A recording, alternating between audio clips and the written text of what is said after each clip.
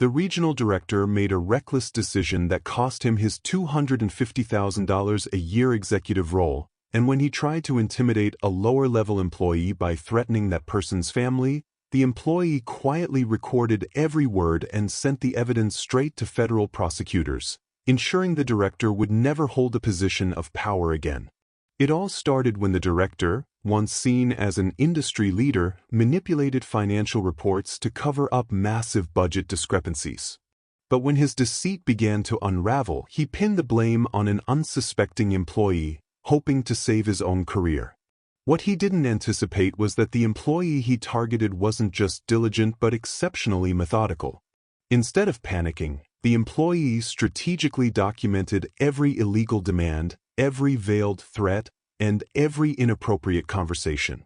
The breaking point came when the director, growing desperate, crossed an unforgivable line. He threatened the safety of the employee's family, warning that if the employee didn't take the fall for the financial crimes, there would be consequences beyond the workplace. But the director underestimated the employee's resolve. Not only did the employee refuse to be intimidated, but they also gathered irrefutable evidence, including a damning audio recording of the threat, and sent it directly to federal authorities. What followed was a career-ending investigation that exposed years of financial misconduct and systemic abuse of power, leading to the director's public disgrace, criminal charges, and the collapse of his professional reputation. The protagonist in this story was Alex, a senior financial analyst at a large multinational logistics company based in Chicago. He had been with the firm for over 7 years, steadily climbing the ranks due to his meticulous attention to detail and unwavering ethical standards. Known for his quiet demeanor, Alex was someone who preferred to work behind the scenes, letting his results speak for themselves. He was widely respected among his colleagues for his professionalism and integrity. Even in high-pressure situations, Alex maintained his composure, calmly navigating complex financial systems and compliance protocols. He had built a reputation for being the person everyone could rely on to catch mistakes before they became disasters. Financially, Alex lived comfortably, though he wasn't wealthy. He was practical with his earnings, saving diligently for his children's college funds and a future home upgrade. His sense of responsibility extended beyond the office. As a husband and father of 2, Alex valued stability and predictability, both at home and at work. One of Alex's defining characteristics was his habit of maintaining extremely detailed records of every transaction, meeting, and correspondence. This practice wasn't born out of paranoia but out of a commitment to accuracy and compliance, traits that had earned him multiple awards within the company. Over the years, Alex had cultivated strong relationships with various departments, particularly with the internal audit and compliance teams, thanks to his collaborative approach. His ability to break down complex financial data into actionable insights made him an indispensable part of the company's financial health. But above all, Alex was motivated by a deep sense of justice and professionalism. He believed that corporate success should be built on transparency and accountability, a belief that would soon be put to the ultimate test when he found himself in the crosshairs of someone who held neither of those values. The antagonist was Marcus, the company's regional director for the Midwest territory. He had been with the company for over 15 years, starting as a junior sales associate and rapidly ascending the corporate ladder. Early in his career, Marcus was regarded as a charismatic leader with an uncanny ability to close deals and inspire teams. However, over time, Marcus's leadership style evolved, or more accurately, devolved. His once collaborative approach was replaced by an autocratic, manipulative demeanor. Obsessed with maintaining his status and hitting aggressive performance targets, Marcus began taking shortcuts, bending policies, and exploiting loopholes. Initially, his relationship with Alex was neutral. Marcus saw Alex as just another cog in the machine, reliable but unremarkable. They interacted only occasionally, usually in quarterly budget reviews or compliance audits. But that indifference would change when Marcus realized that Alex's meticulous records posed a direct threat to his increasingly questionable financial maneuvers. Subtle signs of Marcus's unethical behavior had been ignored by upper management for years. Small infractions, like misrepresenting sales projections or pushing for budget reallocations without proper approvals, were tolerated because Marcus delivered results. His power within the company was amplified by his close relationships with senior executives, many of whom saw him as indispensable. Behind closed doors, Marcus cultivated a culture of fear and manipulation within his region. Subordinates who questioned his decisions found themselves sidelined, while those who played along were rewarded with promotions and bonuses. His ability to control narratives and suppress dissent allowed him to perpetuate his misconduct largely unchecked. To the broader company, Marcus was the epitome of success, well-dressed, articulate, and always on the move. But those who worked under him knew the darker reality, a man who valued self-preservation above all else, and who would not hesitate to sacrifice others to protect his own ambitions. The company had strict financial compliance policies, particularly in response to the Sarbanes-Oxley Act, given its publicly traded status. Any misrepresentation of financial data or unauthorized budget manipulation was grounds for immediate termination and potential criminal liability. Internal audits were conducted biannually, and employees were trained to report any discrepancies through a confidential whistleblower hotline. Violations weren't just frowned upon, they were treated as existential threats to the company's stock price and public image. These rules existed to protect shareholders, maintain regulatory compliance, and safeguard the company from the type of scandals that had toppled other corporations in recent years. Everyone in the finance and leadership teams was acutely aware of these policies, including Marcus and Alex. Historically, the company had enforced these rules rigorously. Just 3 years earlier, another regional manager had been terminated and prosecuted for expense fraud, sending a clear message about the consequences of financial misconduct. In this environment, the stakes were incredibly high. Not only were jobs and reputations on the line, but so were potential criminal charges. For Alex, adhering to these rules wasn't just professional, it was personal, a matter of integrity and protecting the company's long-term viability. The company culture was aggressively performance-driven, with an emphasis on quarterly targets and revenue growth. While this created opportunities for high performers, it also fostered a cutthroat environment where ethical boundaries were often tested. Decision-making authority was highly centralized, with regional directors like Marcus wielding significant autonomy over their territories. Financial analysts like Alex provided data and recommendations, but ultimately, decisions rested with regional leadership. Departments were siloed, with limited cross-functional communication unless absolutely necessary. This allowed problematic leaders to operate under the radar, as long as they delivered results that impressed senior executives. Externally, the company faced mounting pressure from investors to sustain double-digit growth, especially in the wake of several major competitors entering the market. This added stress trickled down through the ranks, amplifying the stakes for everyone involved. The financial team, in particular, bore the brunt of ensuring that all numbers aligned, despite the pressure from leadership to sometimes massage figures to appear more favorable. It was within this volatile environment that Alex and Marcus's paths collided, setting the stage for an explosive confrontation that neither could have anticipated. The turning point began subtly, during Alex's routine analysis of quarterly financial reports for the Midwest region.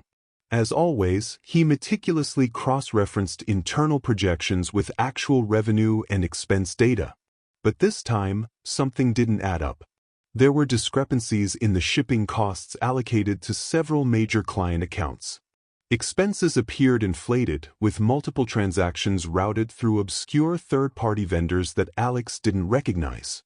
These anomalies weren't just rounding errors. They totaled over $750,000, an amount that demanded scrutiny. Alex's first instinct was to believe it was a clerical mistake. He double-checked vendor databases, purchase orders, and internal payment records. But the deeper he dug, the more troubling the pattern became. Several of the vendors either didn't exist or had vague addresses leading to virtual offices with no identifiable staff. The transactions bore the digital signature of Marcus's regional office, specifically authorized under discretionary spending categories. While such spending wasn't unusual, the size and frequency of these particular expenses were far beyond the norm. At this stage, Alex didn't yet suspect fraud. But he knew the rules. Any irregularities, particularly of this magnitude, had to be reported to internal audit. The company's compliance protocols were clear, and failure to act could make him complicit. Before initiating a formal audit, Alex decided to approach Marcus directly, following professional courtesy and avoiding unnecessary alarm. He scheduled a brief video call under the pretense of clarifying some budget allocation details. During the meeting, Alex presented the flagged transactions neutrally, simply asking for confirmation on their legitimacy and any additional documentation that could clarify the vendor relationships. Marcus's reaction was immediate and telling.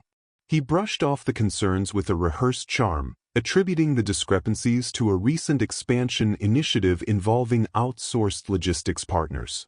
He insisted the vendors were part of a new pilot program approved by senior leadership, though he provided no supporting documentation. When Alex requested formal contracts or memoranda of understanding to verify the claim, Marcus's tone shifted subtly from cordial to curt. He reminded Alex that discretionary spending within regions didn't always follow the same documentation trails and implied that Alex might be overstepping his role. Despite the professional veneer, Alex detected an undercurrent of hostility. The conversation ended with Marcus assuring Alex that everything was above board and urging him to focus on his own numbers. But Alex couldn't let it go. His training and instincts told him that something was wrong. After the meeting, Alex weighed his options. The company had a clear escalation process. If a regional leader couldn't satisfactorily explain a financial anomaly, the next step was to report it confidentially to the internal audit division. Alex gathered all his supporting documents, transaction records, payment authorizations, and correspondence, compiling a detailed memo outlining the irregularities. He submitted the report through the official compliance portal, marking it as urgent. He knew that this action would trigger an automatic audit review, possibly leading to broader investigations. What he didn't know was how quickly word would travel. Within 48 hours, Alex was contacted by Janet, a senior investigator from the internal audit department, known for her no-nonsense approach and discretion. She scheduled a preliminary interview to gather context before initiating a full audit. At this point, Alex still believed he was acting within the company's ethical framework, confident that the systems in place would protect both the company and himself. Unbeknownst to Alex, Marcus had already been alerted by one of his allies in upper management that an audit flag had been raised for his region. Furious, he immediately deduced that Alex was behind it. Rather than addressing the allegations directly, Marcus chose a more insidious route: retaliation through professional sabotage. First, he instructed the HR department to conduct a routine performance review of Alex's recent work, alleging that there had been multiple complaints about his interpersonal skills and failure to collaborate effectively with regional leadership. Simultaneously, Marcus began spreading rumors among Alex's colleagues and supervisors, subtly suggesting that Alex was prone to overstepping his role and creating unnecessary friction with management. Within days, Alex noticed a palpable shift in how his peers interacted with him.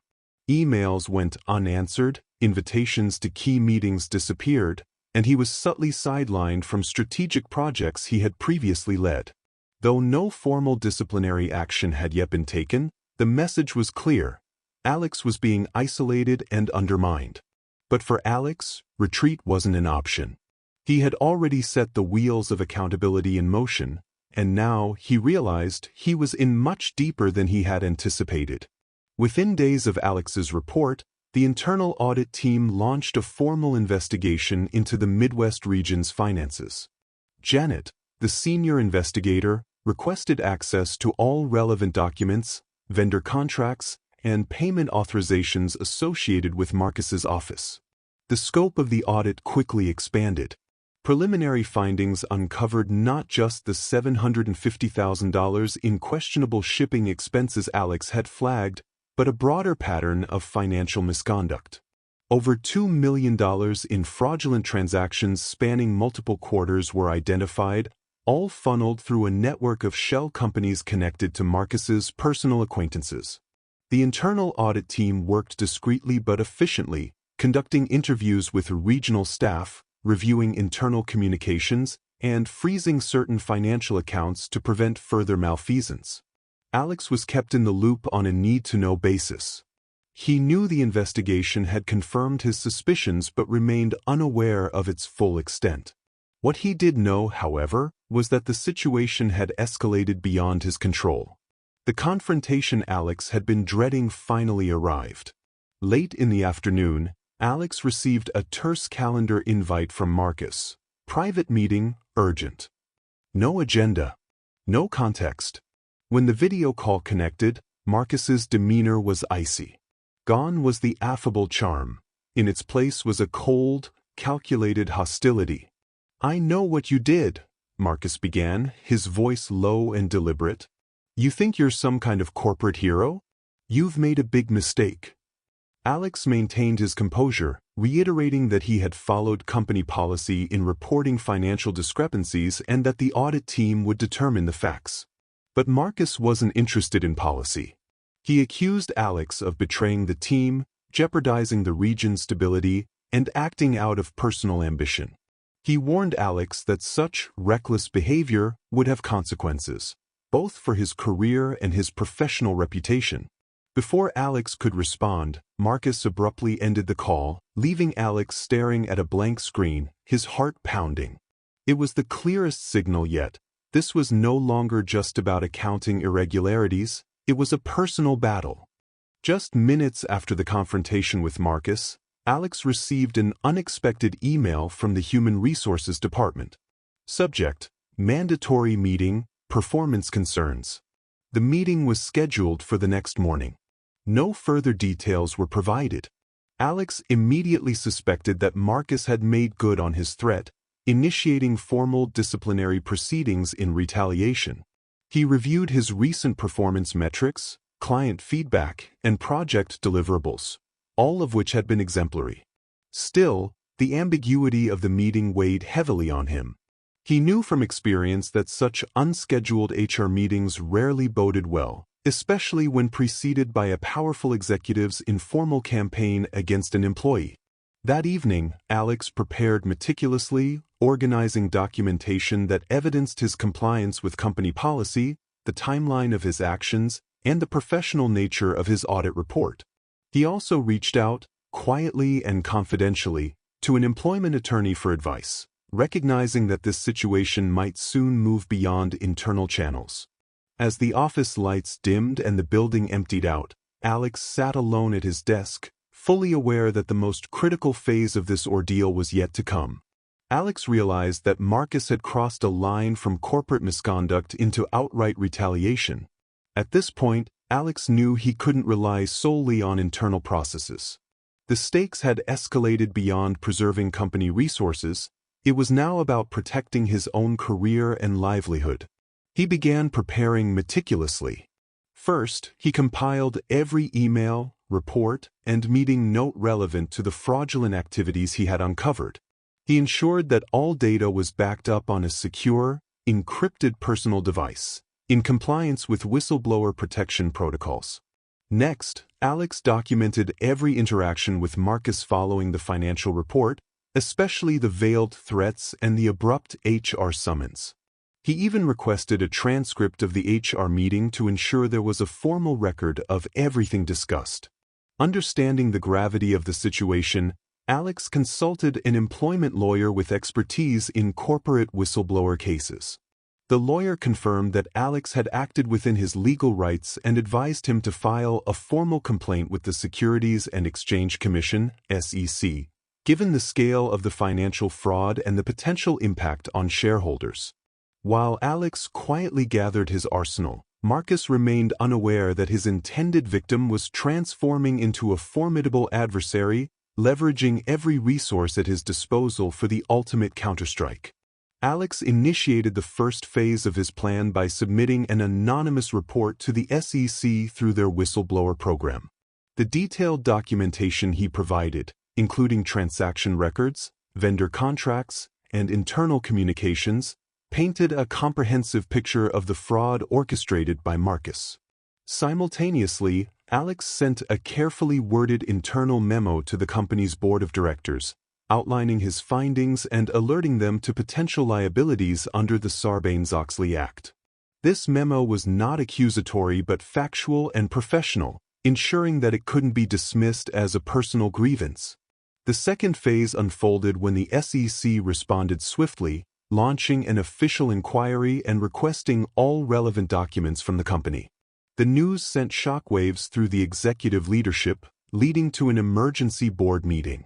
During this period, Alex maintained a low profile, performing his regular duties flawlessly while watching the corporate machine scramble to address the investigation. He resisted all temptations to gloat or reveal his role, knowing that patience and professionalism were essential. Finally, the third phase, Alex released the internal audit report to the company's compliance hotline, ensuring that it reached the general counsel and bypassed any attempts by Marcus to suppress it. This action forced the company's legal department to fully cooperate with federal investigators. The trap was set. All that remained was to watch as the consequences unfolded. Within weeks, the combined weight of the internal audit, the SEC investigation, and Alex's meticulous documentation exposed the full extent of Marcus's misconduct. It turned out that Marcus had orchestrated a sophisticated embezzlement scheme that had siphoned over $3.2 million from the company across multiple regional offices, implicating several of his close associates. When confronted by federal investigators and forensic accountants, Marcus initially denied everything. But the paper trail Alex had assembled was irrefutable. Wire transfers, fake vendor invoices, and personal communications all tied Marcus directly to the fraudulent activities. The board of directors, facing potential shareholder lawsuits and regulatory penalties, acted decisively. Marcus was immediately terminated for cause, escorted out of the building by corporate security, and referred to federal prosecutors for criminal charges. The company issued a public statement acknowledging the investigation and emphasizing its commitment to transparency and compliance, while reassuring shareholders that corrective actions were being taken. What Marcus didn't know, and what made Alex's revenge even more complete, was that Alex had also shared the incriminating evidence with a prominent financial journalist specializing in corporate fraud. Within days of Marcus's termination, an explosive exposé appeared in a major business publication detailing the entire scandal, complete with anonymized excerpts from internal documents and expert commentary on the failures in corporate oversight. The article went viral in industry circles, sparking heated debates on LinkedIn and other professional forums about ethics in corporate leadership and the importance of robust compliance programs. Alex remained anonymous in the article, but those within the company who had followed the ordeal closely understood exactly who had orchestrated the takedown. Meanwhile, the SEC filed formal charges against Marcus, seeking restitution and penalties, while federal prosecutors initiated criminal proceedings for wire fraud and conspiracy. Alex's methodical approach had not only protected himself but also held a powerful executive accountable, setting an example for the entire industry. Once the evidence was fully reviewed by the federal investigators, Jonathan faced the full weight of legal and professional consequences. He was immediately terminated from his position at the firm, with cause, and without severance or benefits. But that was only the beginning.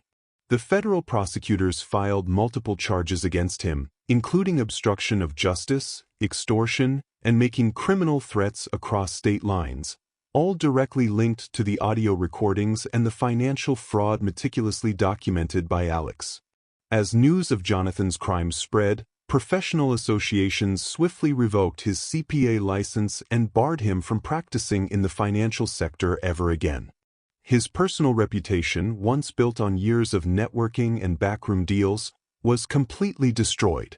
Local news outlets ran exposés detailing how he had manipulated not just this company but several previous employers, connecting dots that had been invisible for years.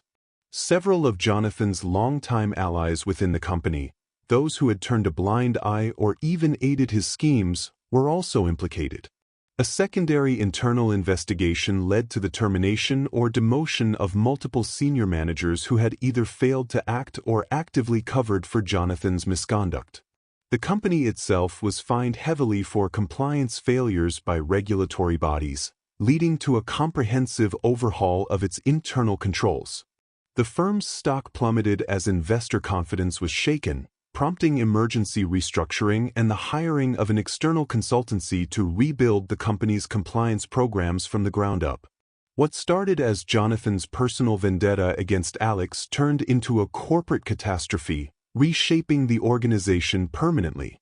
Justice, in this case, was not only served, it was thorough, expansive, and publicly visible. Alex's role in exposing the corruption did not go unnoticed. While he never sought recognition, the company's board of directors formally acknowledged his integrity and resilience. His actions were highlighted in internal communications as an example of ethical leadership, and he was offered a significant promotion to Director of Internal Controls, a position with greater authority, increased pay, and the opportunity to shape the company's new compliance framework. Beyond the company, Alex received multiple job offers from other major firms impressed by his ethical stance and strategic approach. He gained the respect and admiration of his colleagues, many of whom privately expressed their gratitude for his courage and tenacity. In every sense, Alex emerged from the ordeal not only vindicated but elevated, embodying the very principles that Jonathan had so flagrantly disregarded. This story serves as a powerful reminder that integrity, documentation, and strategic patience can triumph over even the most entrenched corruption. For anyone navigating toxic workplaces, Alex's example underscores the importance of knowing one's rights, documenting unethical behavior, and seeking the appropriate channels for justice. If you found this story inspiring, share it with others who might need to hear that they are not powerless in the face of workplace abuse. Let it be a call to action. Stand firm, stay informed, and never underestimate the impact of a single, well-timed act of courage. In the end, Alex's story proves that doing the right thing is not only morally correct, it can also be the most powerful move of all.